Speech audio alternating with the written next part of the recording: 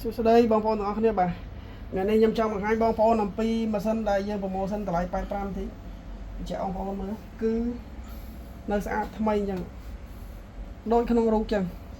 បងប្អូនមើលនេះទាំងមុខនិងក្រោយបងប្អូនខ្លះក៏បារម្ភគាត់ថាយើងថតអាស្អាតខ្លាចលក់ឲ្យគាត់ទៅអាម៉ាស៊ីនចាប់បងប្អូនអាចមើលនេះក្នុងនេះ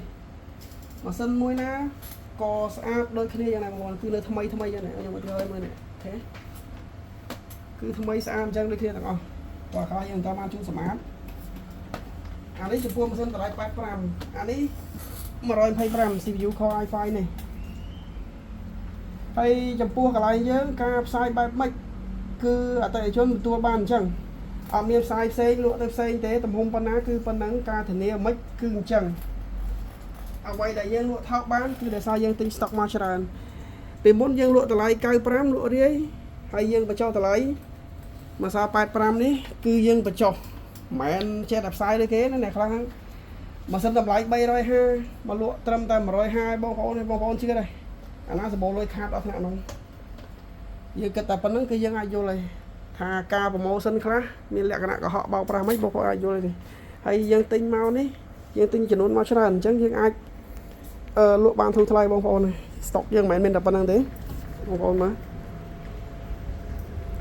បងប្អូនដែលមិនទុកចិត្តបងប្អូនអាចមើលវីដេអូនេះឲ្យចប់សិនបាទចាំសួរព័ត៌មានផ្សេងទៀតនេះយើងមានច្រើនហើយយើងមានទីតាំងមានអាស័យដ្ឋានត្រឹមត្រូវអានេះកន្លែងយើងលក់នេះខ្ញុំបងប្អូនមកមើលហាងយើងបើគិតទៅវាស្រួលរកដែរទេខ្ញុំនៅលើផ្លូវជាតិលេខ5នេះខាងនោះស្ពានជ្រោយយ៉ាវ៉ាបងប្អូនមើលហើយខាងនោះដែរស្ពានបាឡេយើងនៅហាងយើងនៅចន្លោះកណ្ដាលបាទនេះផ្លាកហាងបងប្អូនមិនទុកចិត្តបើថាមិនទុកចិត្តមិនហ៊ានទិញទេបងប្អូនកុំបាច់សួរនាំច្រើនទៀតអូសម្លងចោលទៅព្រោះពេលខ្លះបងប្អូនសួរបងប្អូនខ្លះសួរមកដូចលក្ខណៈដូចអត់ដែរចូលសាលាសម្ដីមកយ៉ាប់ស្ដាប់លក់របស់ឲ្យចាយលក់របស់អីទៅចង់បញ្ជាក់ថារបស់អស់នេះវាធូរថ្លៃមែនប៉ុន្តែមិនមែនរបស់ប្រើកើតណាគឺរបស់ល្អបញ្ជាក់បងប្អូនម្ដងទៀតដោយសារយើងទិញមកបានធូរថ្លៃអញ្ចឹងយើងលក់ធូរថ្លៃទៅតាមនឹងដែរ